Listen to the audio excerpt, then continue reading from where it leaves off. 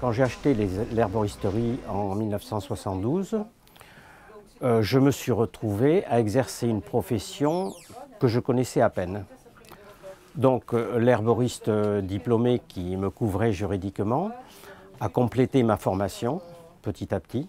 Elle m'a parlé des plantes tous les jours, pendant 2 années. Au bout de 2 années, on peut dire que je connaissais très bien les plantes.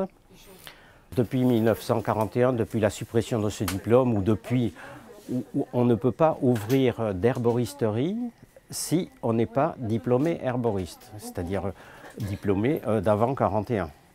Par contre, les plantes médicinales sont vendues dans les pharmacies, mais dans les pharmacies d'officine.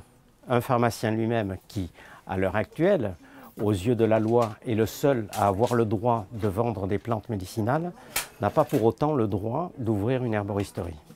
On est dans la stupidité la plus totale. Nous n'avons pas le droit de donner des conseils aux gens médicaux.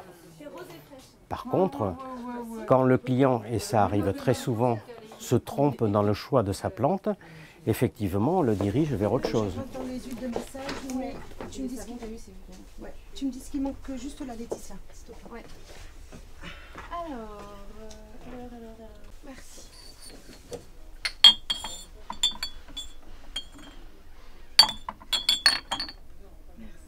Je pense que c'est bon là, attends. 4, j'en ai 2 autres. Je veux bien croire qu'il faut qu'il y ait un contrôle. D'ailleurs, c'est indispensable qu'il y ait un contrôle sur la plante médicinale, qu'il y ait un contrôle sur les principes actifs, sur les métaux lourds, sur les insecticides, etc. Mais il faudrait qu'on y voit un petit peu plus clair dans tout ça.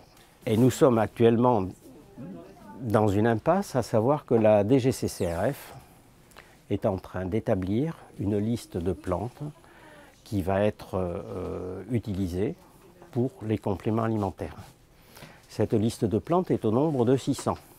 On ne parle pas que des plantes, on parle des plantes aromatiques, on parle des résines, on parle des gommes, donc toutes les substances qui pourraient être introduites dans un complément alimentaire, avec les réglementations du complément alimentaire, c'est-à-dire dépôt des dossiers, acceptation après de la part de la DGCCRF, contrôle des produits, enfin tout est fait dans les règles correctes.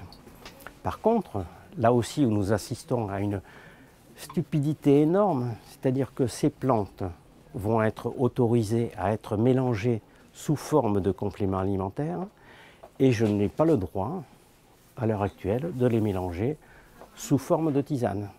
Donc il y a quelque chose à faire, il y a vraiment une réglementation à trouver qui soit saine et honnête pour les Français. Moi, je ne le ressens pas, mais sur le marché du complément alimentaire, du produit naturel, effectivement, les laboratoires pharmaceutiques sentent qu'il y a une manne qui leur échappe, donc ils voudraient bien la contrôler. Ça, je suis d'accord. Mais je suis aussi d'accord pour qu'il y ait un contrôle de ces produits. Moi, je demande que ça, mais qu'on nous indique les règles à suivre.